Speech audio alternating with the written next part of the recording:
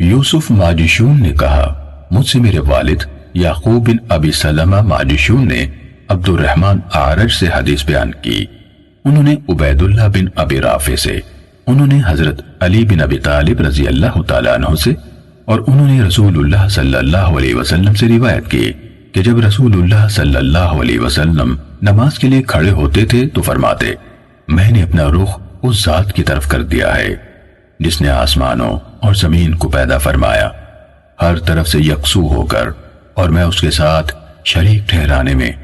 اور میں اس کے ساتھ شریک ٹھہرانے والوں میں سے نہیں۔ میری نماز اور میری ہر بدنی و مالی عبادت اور میرا جینا اور میرا مرنا اللہ کے لیے ہے جو کائنات کا رب ہے، اس کا کوئی شریک نہیں، اور اسی کا مجھے حکم ملا ہے،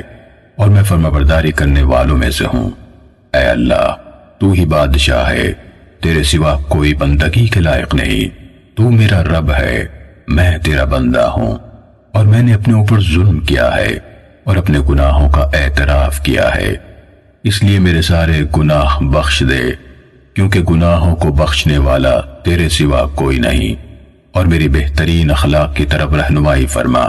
تیرے سوا بہترین اخلاقی راہ پر چلانے والا کوئی نہیں، اور برے اخلاق مجھ سے ہٹا دے، تیرے سوا برے اخلاق کو مجھ سے دور کرنے والا کوئی نہیں۔ میں تیرے حضور حاضر ہوں، اور دونوں جہانوں کی سعادتیں تجھ سے ہیں، ہر طرح کی بھلائی تیرے ہاتھ میں ہے، اور برائی کا تیری طرف کوئی گزر نہیں ہے، میں تیرے ہی سہارے ہوں، اور تیری ہی طرف میرا رخ ہے، تو برکت والا، رفعت والا اور بلندی والا ہے۔ میں تجھ سے بخشش مانگتا ہوں اور تیرے حضور توبہ کرتا ہوں۔ اور جب آپ رکوع کرتے تو فرماتے، اے اللہ، میں تیرے سامنے جھکا ہوا ہوں اور میں تجھی پر ایمان لایا ہوں، اپنے آپ کو تیرے ہی سپرد کر دیا ہے، میرے کان اور میری آنکھیں اور میرا مغز اور میری ہڈیاں اور میری رگیں اور میرے پٹھے تیرے ہی حضور جھکے ہوئے ہیں۔ اور جب رکوع سے اٹھتے تو کہتے، اے اللہ ہمارے رب، تیرے ہی لیے حمد ہے جس سے آسمانوں اور زمین کی وسعتیں بھر جائیں، اور اس کے بعد جو تو چاہے اس کی وسعتیں بھر جائیں۔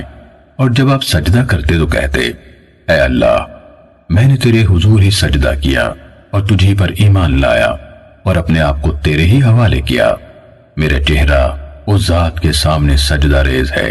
جس نے اسے پیدا کیا، اس کی صورت گری کی اور اس کے کان اور اس کی آنکھیں تراشی،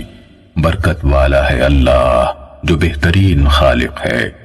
پھر تشہد اور سلام کے درمیان میں یہ دعا پڑھتے، اے اللہ بخش دے جو خطائیں میں نے پہلے کی یا بعد میں کی، اور چھپا کر کی یا علانیہ کی، اور جو بھی زیادتی میں نے کی اور جس کا مجھ سے زیادہ تمہیں علم ہے، یعنی اطاعت اور خیر میں تو ہی آگے کرنے والا ہے اور تو ہی پیچھے کرنے والا ہے،